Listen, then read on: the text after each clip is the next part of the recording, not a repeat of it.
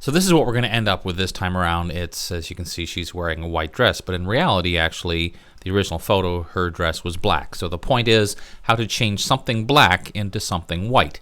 Now this is only going to work if it's not solid jet black. If her dress was really, truly 100% black, then there wouldn't be anything to work with because there's no detail. But as you can see, even though it's originally black, because of the lighting, there's lighter areas and so on. So first step is let's select it. Now this is probably a pretty good candidate, I can't even say it fast enough, for the quick selection tool because it's a fairly solid area. Now obviously in your case, depending on what it is you're trying to change the color of, it might be a little more difficult. But just to show you, if I just simply did an invert Command or Control I, you can see it doesn't look terribly realistic, so we won't do that.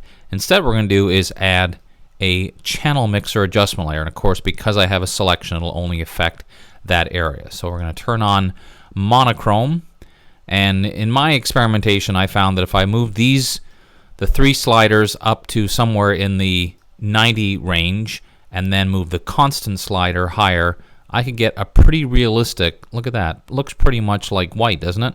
It's white, but again because of the natural lighting there are bits of gray and so on in it. So of course because this is an adjustment layer I can always go back and edit it, but I found that alone worked pretty darn well. Now I need to add one more thing. I don't need to, but I found it helped a whole lot. So I'm going to make the same selection, Command or Control click on the same one, and then add a photo filter adjustment layer. And I found if I added in this case a cooling filter, because I was looking at the nearby white areas have a bit of a cooler look to them, so I just add a little tiny bit of that here. You can see the difference, how it looks kind of yellowish to begin with, and now it kind of matches the same tone, maybe even a little less than that. Now just to avoid confusion, let me delete the original adjustment layers I had to show you where I'm at right now.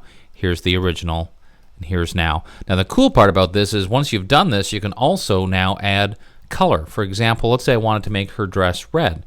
Well, here's an adjustment layer I added, and this is basically the same thing. It's just changing the saturation and the hue a little bit, and it works because of these other two, or especially this channel mixture. Watch what happens if I turn this off. Obviously it doesn't look very much like a red dress anymore.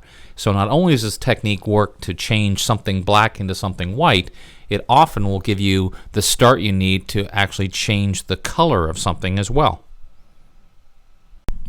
Of course, there's lots of different ways to use this to add color or change the color of just about anything. You never know what you can come up with. I'm Dave Cross. I'll see you next time.